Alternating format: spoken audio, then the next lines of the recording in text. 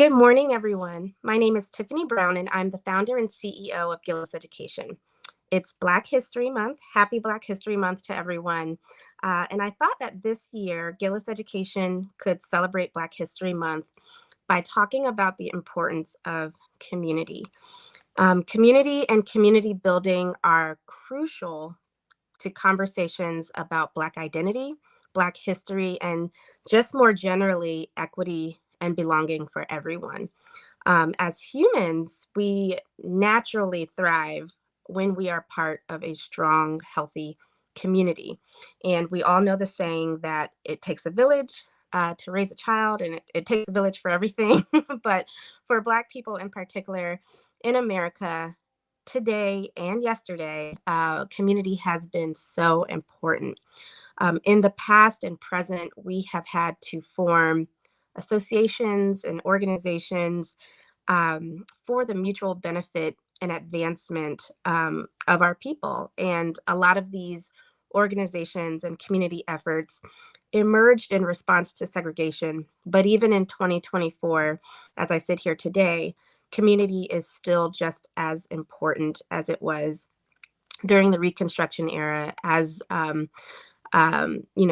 during the Civil Rights Movement, all the way up through now. It's still such an important part. We've had to work together to pull resources for safety, for survival, for health, for economic development, to advance law and policies, develop skills and trades. All of that was so important and is so important for our community, and particularly education. And so we are going to focus our talk on education today. But again, community is important in all aspects of our lives. We truly have to rely on our village. And I believe that, especially for academic achievement, community and community organizations that have sprung up are so important. And that is what we're going to be focusing on today. And I am so grateful to be joined by two people today: Taviana Sanders, Senior Director of School-Based Clubs of the Boys and Girls Club of Northeast Florida, and Tia Leathers, a consultant with Righteousness LLC. So I'm going to add them to the stage. Hi, Tia. Hello, Tiffany. Yeah, so I think Taviana is going to come on in a moment, but I will pause and have you just introduce yourself to everyone. Sure. Well, I'm Tia Leathers. I'm happy to be here. I'm here live in Jacksonville, Florida. I know we're in different places, but I was born and raised here. Went to what's considered to be a historically Black high school where my parents went. So I'm from a predominantly Black side of town in Jacksonville. Was raised with Shirley Chisholm at our family functions. And so it's just a really special place and time for me to be consulting now.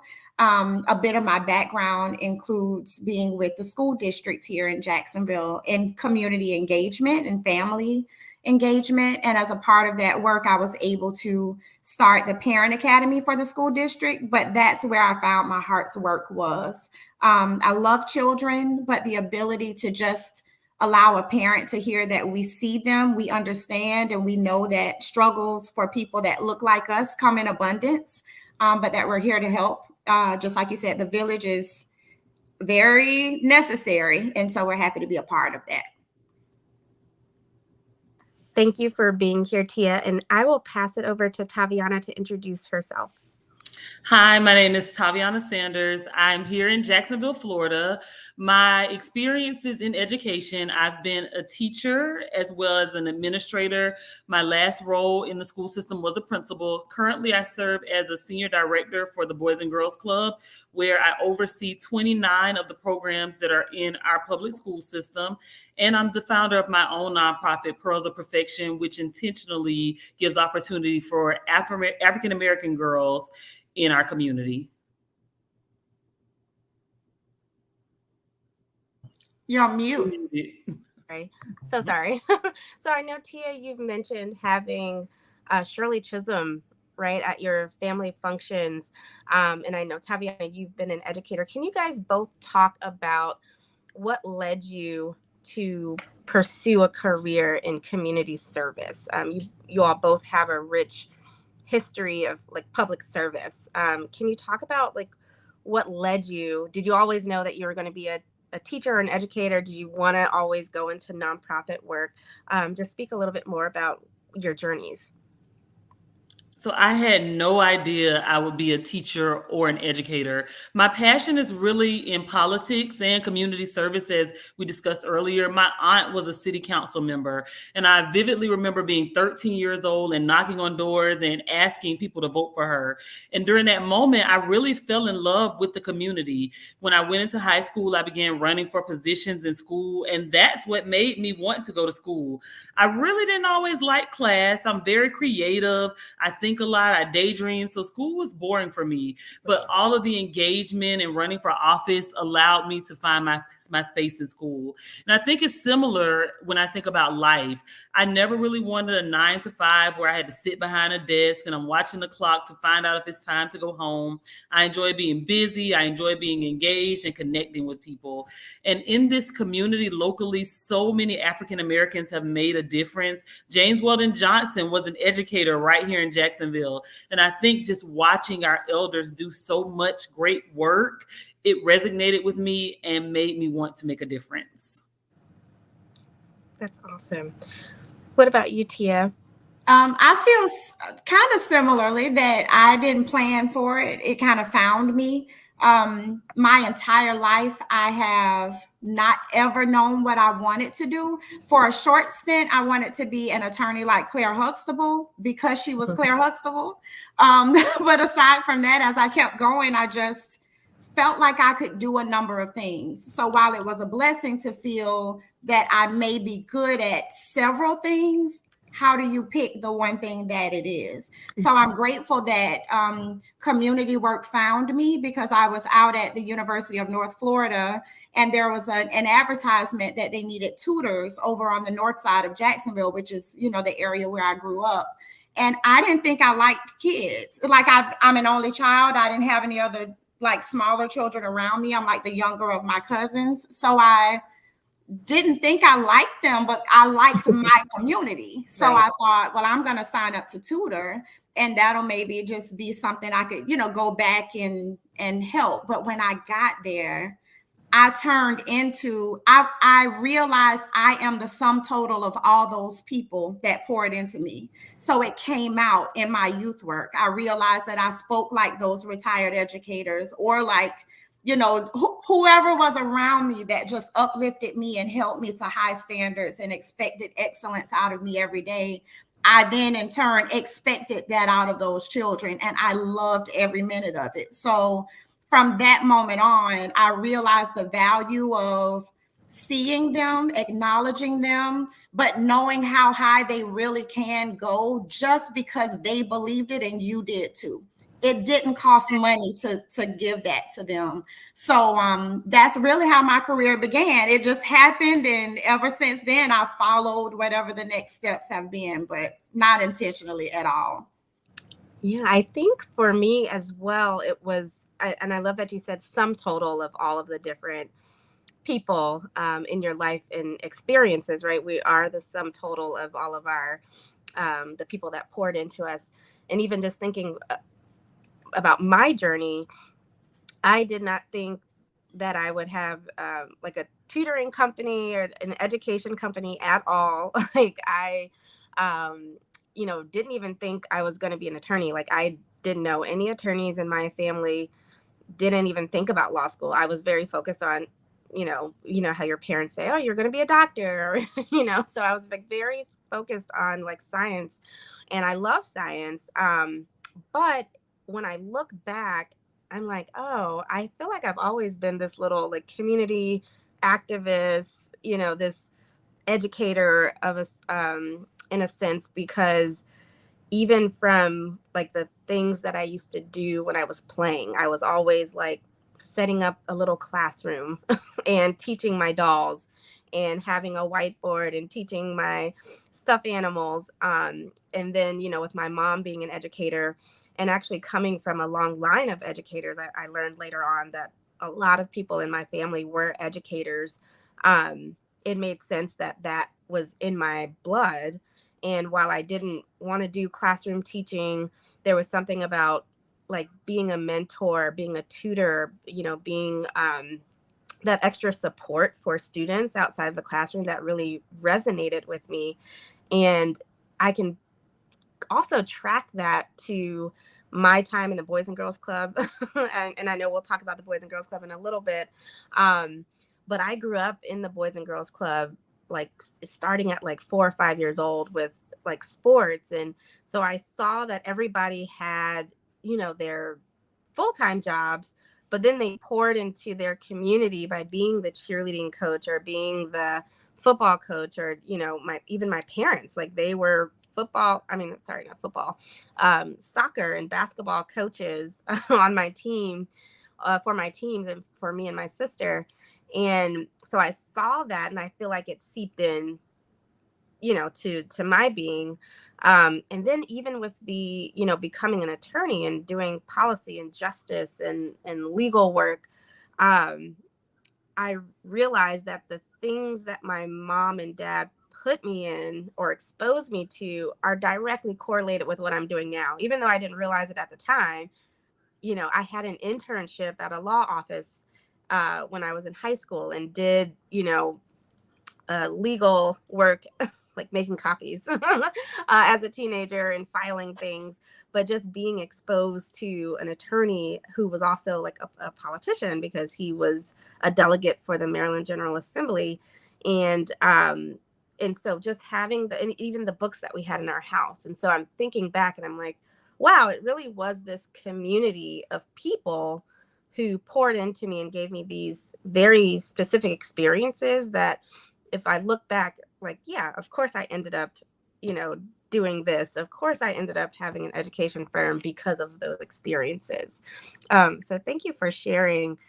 And I will say, and maybe we can just get into talking about what your organizations do. So I know, Taviana, you have your own nonprofit and you work for the Boys and Girls Club. Can you talk a little bit about what the Boys and Girls Club does, and then a little bit about your nonprofit mentoring young girls?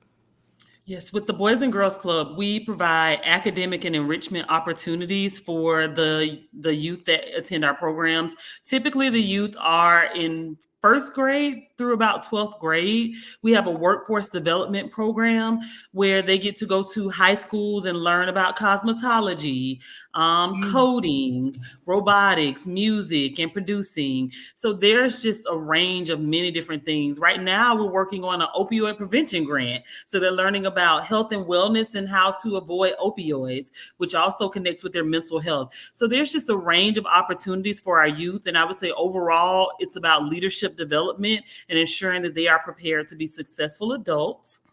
With my own nonprofit, we focus on literacy as well as STEAM, science, technology, engineering, the arts, and math. We just had a conference last week at the University of North Florida, and we connected many of the young women that attended this conference with women in the community who are in these different fields. We go on college tours. We have enrichment. Our goal is to move towards academic support, and of course, that will come with more funding. But I have my program in about 15 schools in Duval County, and we're looking forward to expanding. That's awesome. And what about you, Tia? What does righteousness do? So I want to pause first and say I'm so proud of you, Taviana. Hearing like so we're both in Jacksonville and cheerleaders for one another, but what to listen to everything that's going on, I'm just so happy for you. So thrilled. Thank you. I'm happy for She's you doing good stuff, Tiffany. Yeah. So for righteousness, even this kind of happened to me too, where I wasn't planning to be a full-time consultant, but it has been so perfect. I'll start with the Boys and Girls Club because of course that's why we're here, and we'll get into our reading things that we'll be doing fun with families. But I have taken on the 4 Read Jack sites. So the family engagement in those sites, we're working with families really in the areas where they need it. So the overall goal is that their children have literacy gains, that they're reading more fluently and understanding and the like. But the family engagement side for me of those projects that Righteousness is helping with is kind of getting a little more into the family's background, who they are, what they need, where they're struggling in general, as people first, as parents first, and then as the people that can support their children educationally. So a bit of a hierarchy of needs is our approach with them, but it's been great to get to know them and learn who they are and what their needs are so that they can better support their children. Righteousness also works with a couple organizations. One is the Blue Zones Project, and that has to do with health and wellness.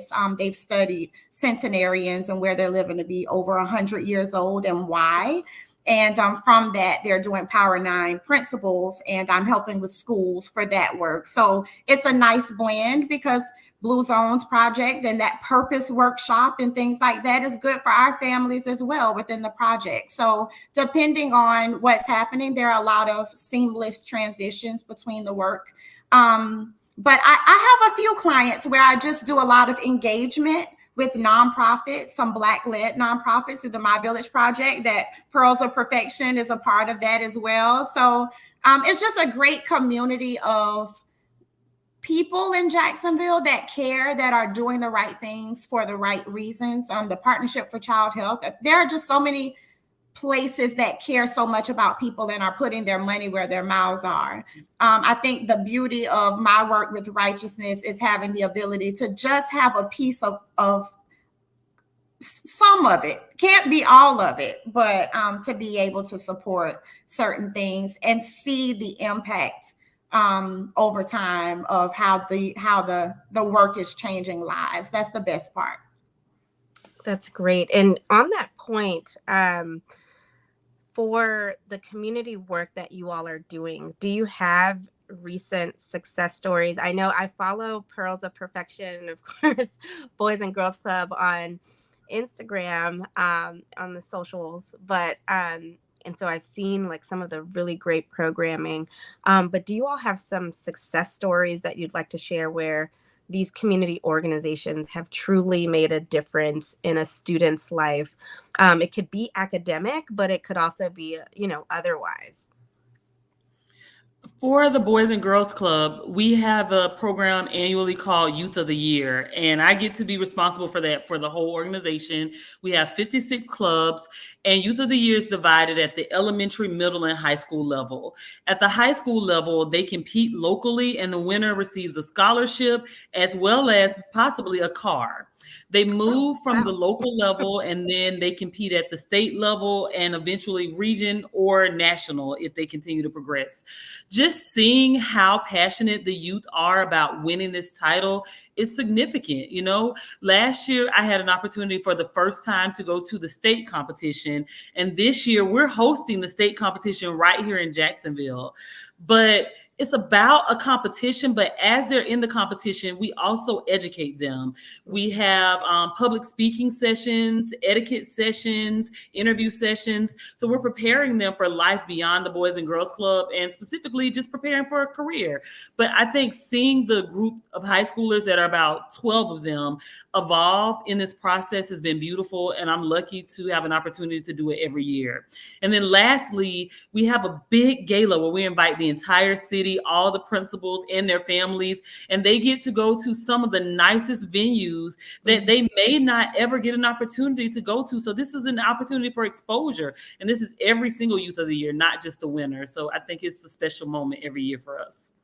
With Pearls of Perfection, the highlight for us has been getting a larger amount of city funding. Over the last 3 years, we were in a small provider academy, and it just taught us about managing our board, managing our finances, applying for grants. And people are knocking at our door now to give us funding. United Way reached out to us just last week and offered us a grant. We applied for a workforce development grant last week as well. So I think just growing and expanding and thinking about the opportunities that we can provide to young women, especially young women of color, it means a lot.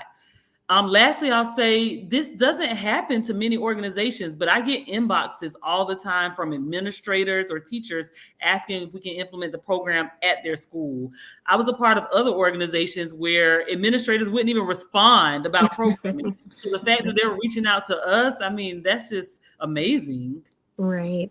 And I think it speaks to like the value of, some people call them like wraparound services, or, you know, services outside of the traditional classroom. And so either of you, can you speak to just how important and necessary those after school, outside of school enrichment activities are? And I know you just mentioned like some schools before, or like with other organizations, they wouldn't even respond to you. Is there something that's different maybe now, or is it, what's the value that people are seeing now with these services? Last week during our STEAM conference, it's called Expanding the Dream Through STEAM, our keynote speaker said something significant. She said that we were the same. And from her comment, I said that I'm the same as all of the young women in that room. And I think that is the significance of our organization. We understand the young women. We can connect with them. We see who they can be. And I think ultimately they can connect with us. Whenever we're thinking about programming, we want to make sure that it has that wow factor. If we're going on a college tour, yes, we are going to tour Howard University. But guess what? We're also going to Six Flags. We're also going to the African American History Museum. We want to make sure that things are educational, but that the youth are engaged. We know that if they're not engaged in these opportunities, they're not learning. And I think that's the significance of it. Like I said, as a student, I did not like school. I would stay after class with my teacher and ask her to tutor me on the same stuff she went over in class. And she would fuss at me and say, I just taught that. Well, I was sitting there, but I was checked out. So I understand that Right. we have to stimulate their minds, stimulate their passion in order for them to grow academically. So I love Taviana adding the student perspective, because even hearing it and thinking about the value of the programs, I think from the parent side, there culturally, there's this saying of a child stays in a child's place, stay in a child's place. And it's usually kind of said in a punitive fashion in terms of a child trying to, be in an adult conversation or something like that. But the beauty of those words is that a child should be able to stay in a child's place, meaning the weight of the adult's challenges shouldn't be ever present with that child, so that they can remain youthful, remain pure, remain creative. Even if they're checked out, be able to be checked out and not so overwhelmed by what circumstances may be around them that they can't function. So I think from the parents' perspective, as we've worked with families and we have them crying and they're sharing what they're going through relationship challenges, through, bills, through loss of a loved one, Jacksonville, we're not proud of the Dollar General shooting that made national news, where people couldn't even shop for a couple items and leave the store without someone coming in and taking their lives. But those families are in the Boys and Girls Club. They're in the program. So when we have a book fair on Halloween, for the parents, not for the children, and each book has an inspirational message from a community member inside, the parents shop the table and they selected a book, and then you learn, oh my God, your baby's father was killed in that shooting, and you're talking, and they're selecting a book, they're reading what's inside, they're picking things that are going to edify them. But while they're doing that, their children are off learning, enjoying, doing their homework, having enrichment. Those programs are super special for students, but for a lot of times they are the lifesaver for parents. They really are. To give a parent a time to finish work and not have to worry about where their child is or how they're going to get them, or maybe just to have a moment to themselves before they have to put that cape back on and be Superman or Superwoman yet again. So, yeah, I was going to say that just with things being so busy today, not even to mention like safety issues, but just general like parenthood busyness, after school programs and programs, even like enrichment activities on the weekend are lifesavers for parents to be able to unwind. And I know that family engagement tends to be something that people kind of, pick on, right? Like, oh, it's the parents aren't doing enough. The parents aren't doing enough. Sometimes that's the case, right? But a lot of times parents don't have it to give. They just don't have it for whatever reason, their circumstances, life circumstances, like you said, they just finished work and now they have to like switch over into their second full-time job of being a parent. It's exhausting for a lot of people, and mentally, emotionally, physically, sometimes they don't have it to give. And so those community programs, the workers and volunteers who dedicate their time to being able to pour into those students are really like heroes for parents, because they can get that emotional connection from their big brother or their big sister, or they can, get that cheerleading motivational moments from people in the program where maybe they're not actually getting that at home for whatever reason, right? And I think a lot of times the parents do want to help, they do want to be involved, but they can only do so much given circumstances. And so these services and these programs and these community organizations, even, like Gillis Education, even though we're not a nonprofit, we can come in and at least for a couple hours each week or a few hours each week, we can take that load off. If you can't sit down and help them with their homework, hand it over to us. We can help you. We can do that for you. If you can't take them on the college tour, you can't take them to the museums, or out to a fancy dinner, like we can do that. We can teach them etiquette. We can expose them to that. We can shore up those things that may be falling through the cracks, for whatever reason. So I really love that. And I feel like, particularly for historically marginalized communities, this programming really needs to be funded fully, funded well, because it's so important, especially from an academic perspective.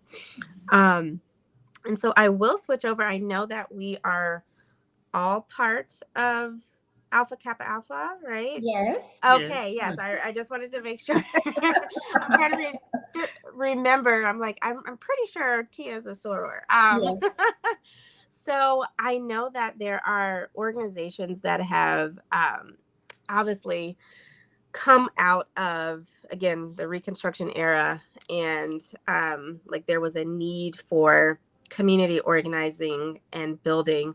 And, we get that through the Divine Nine organizations, through organizations like Jack and Jill, the Links, like there are a number of organizations, the Masons.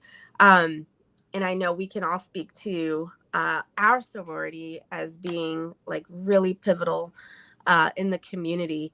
How have some of the other organizations in your lives like really been instrumental for you, and thinking about your maturity growing up?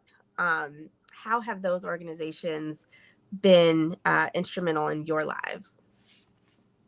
Well, life isn't life and childhood isn't childhood if you haven't had an Alpha Kappa Alpha woman pouring into you. That I will say that was definitely influential, because there were AKAs all around. I don't know, like your favorite person at church, or your favorite teacher, or your favorite family member. They, for me, ended up being Alpha Kappa Alpha women. So there was no other thought process regarding what I would do. That was one of the first things I did. Actually, I was a second semester freshman when I went ahead and got that done.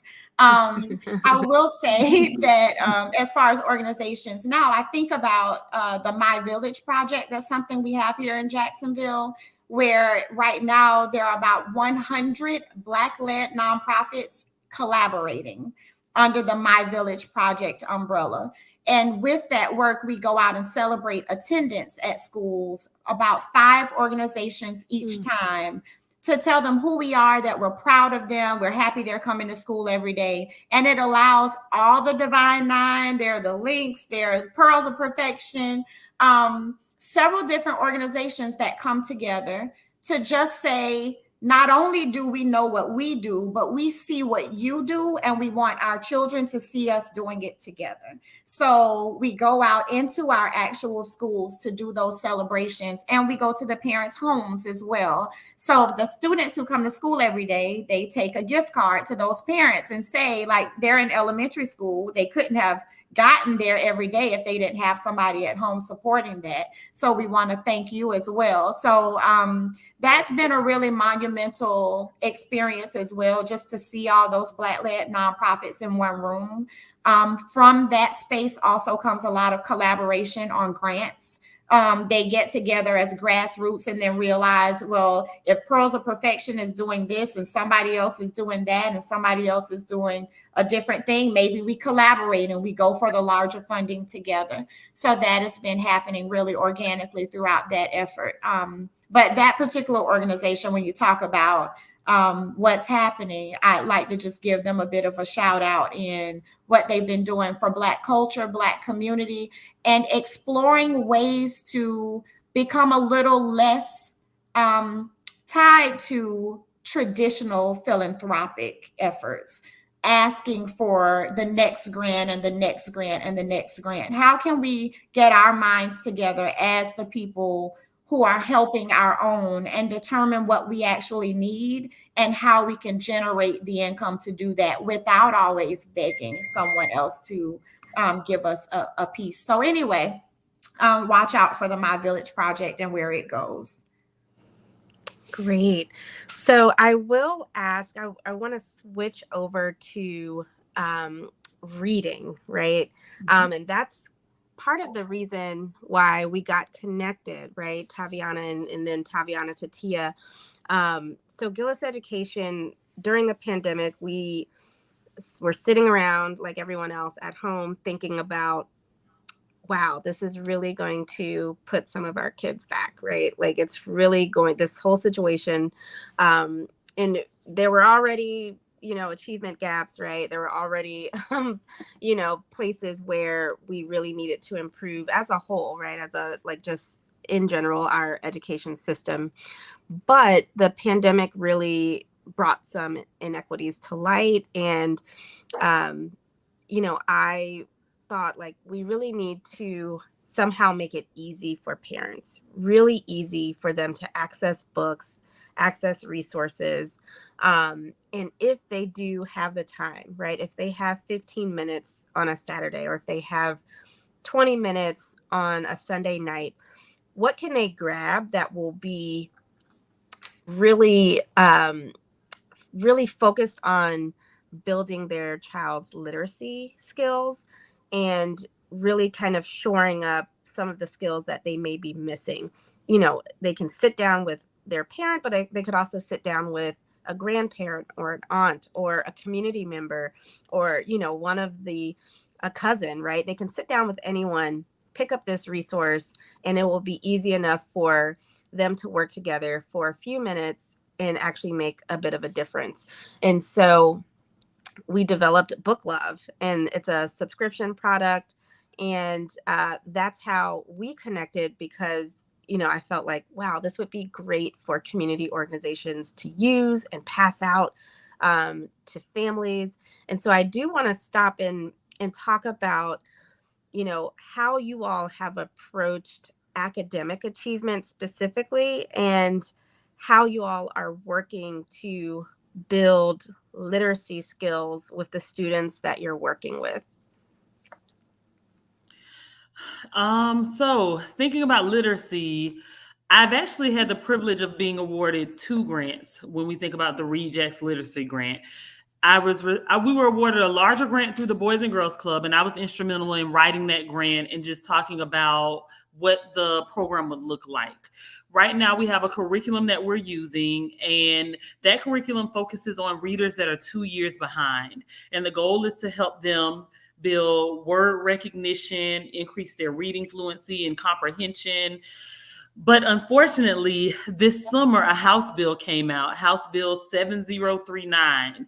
And that has created a few barriers for us because with this House bill, funding has been put in it. And there's a new concept that's been promoted in our state called the science of reading. And so everyone has jumped on the science of reading bandwagon. But I think there's so many different ways that kids learn to read, and it's not one size fits all. For me, I remember being younger and transitioning from one county to another county. And when I went to the new county that was majority Caucasian, they shared with my mom that I was a struggling learner or a struggling reader. Maybe within about 6 months, she got a tutor for me, and I don't even remember struggling anymore. But for the kids that we serve in this community, it's significantly minority populated. And I think sometimes it's challenging when we have legislators and people that come out and think that they're revising systems, but they create barriers because things are so inconsistent. But other than that, we're still working to make sure we're doing what we believe is best for kids and trying to be consistent. And we're in our 4 schools focusing on this specific Read Jacks literacy program. However, in the other schools that we're in, literacy is also a focus. It's just not as scripted. With Pearls of Perfection, we received a smaller grant that allows us to identify what encourages kids to read. So with our high schoolers, the goal is to get them to share their love for reading and what we can do as a city to empower our younger kids to read a little bit more in elementary. And that's where we are with reading. But reading is important. You need reading for everything, to read contracts, to do your job. And I think that we just need to find better ways to encourage it so that kids feel empowered and not discouraged when it comes to reading, so that parents feel empowered and not discouraged when it comes to reading. And just, I guess, measuring their successes and celebrating their successes a little bit more. And that's why Tia is so significant in this work, because she allows us to bring the parents in, celebrate them, and just encourage them throughout this process. Right. And Tia, could you speak a little bit about what excited you about Book Love as far as the family engagement piece and some of the things that you're hoping to do with our partnership? Well, for starters, I love the box. I just love that you get the ability to kind of talk about what's going in them, what other items may be there, how we can pull out different aspects of what we decided to read about, activities that would come with that. It just was like the box that kept on giving. Like I know when we talked about really what the parents desired to see, which our surveys did come back that they were also interested in Black history, which was perfect because we were looking at your Shirley Chisholm box. And of course, I have this deep love for her. But with women's history coming right behind us, it just was a perfect segue into both months. But the box allows you to just explore and create each time. So I think what excites me about that is that everybody will have the same thing. There's something that gets added when everybody can share something, no matter your background or no matter even your literacy level, because we can, work on things together. We have somebody on my team. We have a lot of Spanish speaking families, and she gets on and translates everything. And she's really warm and fuzzy. So I think they hear the care in her voice, not just any translator, so to speak. Right. But I look forward to all of us having something that grounds us together through the book, through the story, through the resilience. Shirley Chisholm was big on leadership, on being brave, on jumping out there, even if nobody else is doing it, because it's the right thing to do. So I think there's so much that's going to come from our Book Love boxes, but I'm super excited to just have something that we all can share. Right. And to tie this back to Black History Month, since we're celebrating with this event today, one of my goals too in creating the box really was to get intergenerational conversations going. So we know the value of storytelling, even in our lives, in our history. Storytelling is a big part of Black history. And so the boxes really encourage that sort of communication. So you have some activities where, the students are learning new vocabulary words, or they may be, sounding out words using some phonics, or they may be writing answers to comprehension questions.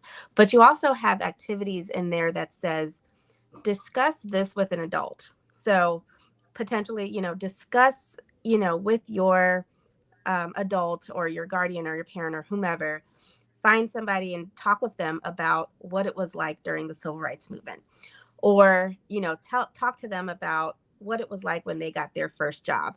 Those intergenerational conversations lead to exposure, and that exposure leads to more vocabulary and that extra vocabulary ends up helping when they're in school and they're exposed to stories, and they're going to say, oh yeah, I know about construction work because I was just sitting and doing that book club box with my uncle, and he was talking about his job as a construction worker.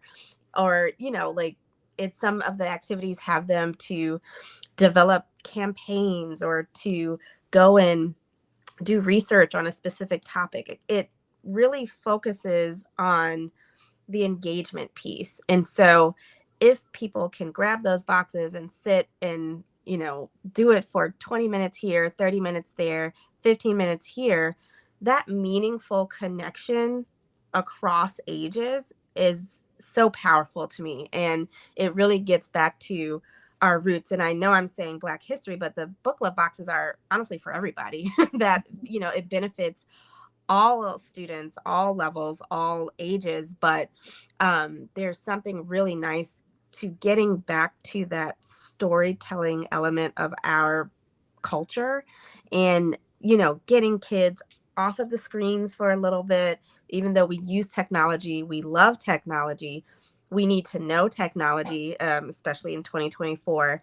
But we do need a break from the screen sometimes. And so getting them, to sit down and have a physical book and to explore those pages with the adults in their lives, whoever they are, is going to be really meaningful. And we know, I think, I know anecdotally, Taviana, as an educator, a lot of times kids do not need hours and hours of instruction, right? Especially if they're younger, right? They need more concentrated, impactful, meaningful engagement. And that those are the moments that really go a long way. And then, as we were talking about, kids get bored, they check out.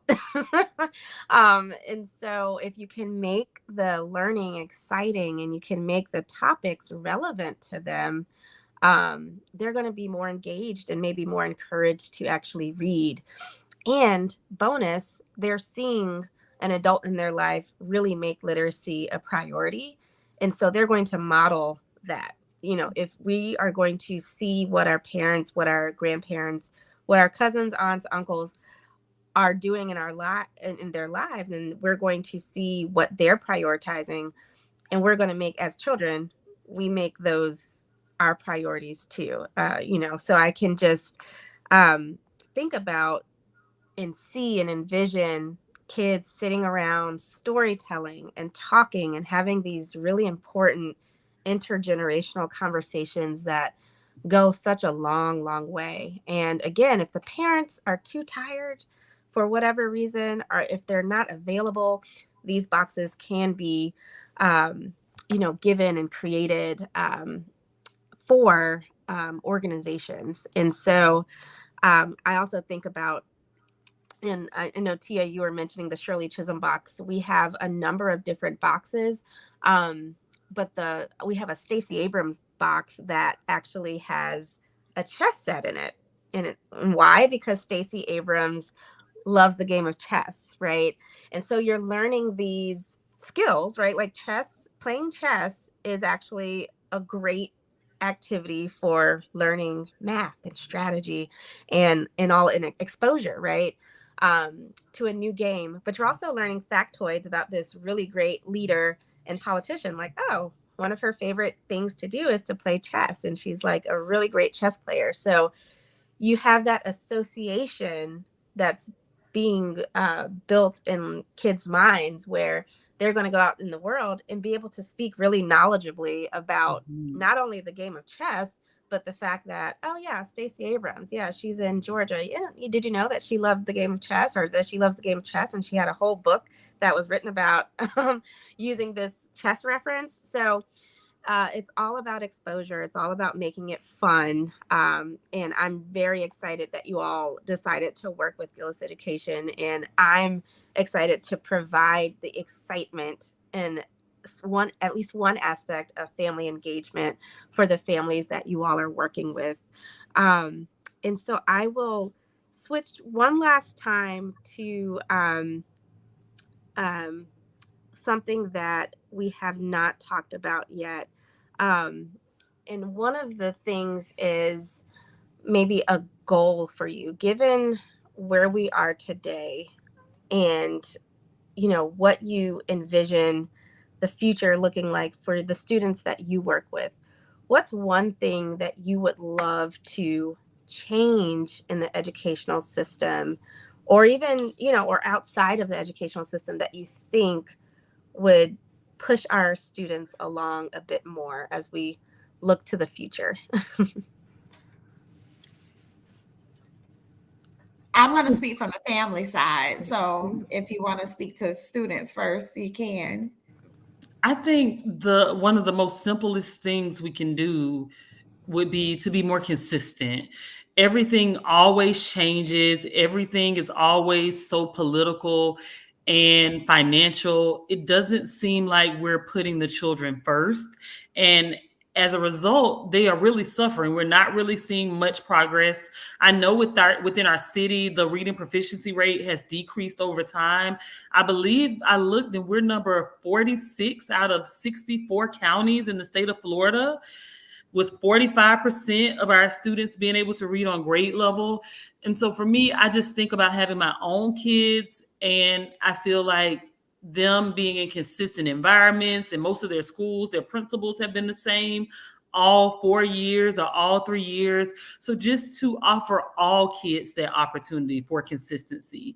One of the other things that I love about my kids is that I've always put them in schools in communities that are near me. So if I worked at a school, they didn't necessarily go to the same school because I didn't want that for them, but the school may be right around the corner. So the population is similar, but I think that the consistency has made a difference. And most of their schools are high performing schools. Their elementary school was a minority school, but an A school. Their middle school, minority school, and A school. Their high school is a C school. And I believe that's only because many of the kids that are proficient are targeted and they go to magnet schools. But, consistency matters. Mm-hmm. Absolutely.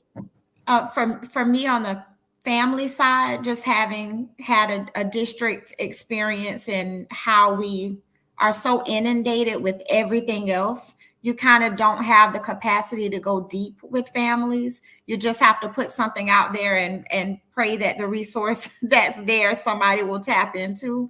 So I think a recommendation I would have would be to, the same way you would do with students, where you know who's on track, who needs a little bit more, who's super far and who needs to be challenged more, and who's right around grade level. Parents are the same. And so I think having the ability to invest in that side of the work, because there are parents who you just need to be okay with their involvement being no involvement. That is the best thing for some of the children. That is the best way to move them forward. In my own family, I have had family members that have said out of their mouths they didn't want their children to be smarter than them. I heard this. So to know that there are families that way, to keep beating up a school for how many people showed up to some activity, you don't know who you're inviting. And unless you learn who's at the table and what resource they actually needed, your route forward with them may just be to keep them updated on what's happening. They may be the parent that just needs information. There may be others that you can bring in and move them forward the same way you could do with students. So I think kind of scaffolded in that way would be helpful for parents. Beyond that, I do think also helping parents to achieve their goals is going to help their students. I have always been a busy mother, and my child didn't make her first two Bs until this year, and they're in the classes where she's a grade level ahead. But I didn't read to her 20 minutes a day. I did not have time for that. What I did was spoke life into her every day, showed her excellence to the best of my ability every day. And I speak and correct her English as we go. And culturally, we are a bit bilingual. And I think we expect our children to walk in and read these stories in perfect English and then not only learn how to read, but get an ear for the idea that that sounds right. But we don't always speak that way, especially where Taviana and I grew up. We have a totally different language. And so the ability to even try to speak properly consistently requires effort. So if that effort is necessary, when we get ready to read, they're not writing to us the way that we speak. So there's another level of comprehension that's a barrier based on language. So another route I take with families also is just like students may have words of the day or practicing a different word in a sentence or literally correcting their it's not I seen or, it's I saw. That's something that habitually will happen in the home. So if you don't get to the parent and the way that they're delivering it, then the children learn to hear that as correct and then struggle with that when it's not written that way in text. So anyway, those are my couple pet peeves and goals for the engagement side of the work. Yeah, it's all about meeting people where they are, right? Like meeting families and students, right, where they are. And I think both of your points are like so important. Consistency, showing up for our students, getting to know what actually works and what doesn't work, and rethinking parent involvement, rethinking parent engagement and family engagement and what that looks like. But again, I just think it really, again, speaks to the importance of community organizing and community building. And so I will stop there. And, if you all have any questions for me, feel free to fire them away. But I am inspired by both of you. You all are doing amazing work with your organizations. And I'm just really excited for our partnership. And I just really look forward to continuing the work and continuing to support our communities. I know that I'm not in Jacksonville, I'm in DC. We have our own issues here, but and we can get into that on another event. But there are similarities, right, in the communities that we live and work in, and differences, but also a lot of common ground. And I think one of the really important things is, like you said, meeting people where they are, meeting students where they are, and meeting communities where they are, figuring out what is needed, and making sure that the legislators, the people that are making these decisions, actually know the people in the community and what's going on in the community and what actually, like Taviana mentioned, would be helpful. Mm-hmm. Sometimes it would be helpful to take a hands-off approach, right? Like leave things as they are. Let's let's have some consistency. Or it would be maybe doing some of these other things like economic development, helping the parents to be stable so that there will be a trickle-down effect to academic achievement, which is a whole other conversation as well. But really, you all are doing God's work, and we appreciate you, and I'm sure the Jacksonville community appreciates you. And I look forward to continuing to partner with you and to see more of what you all do in the future. So happy Black History Month. Happy Black History Month. Yes. And thank you again for joining me. Thank you. It was great.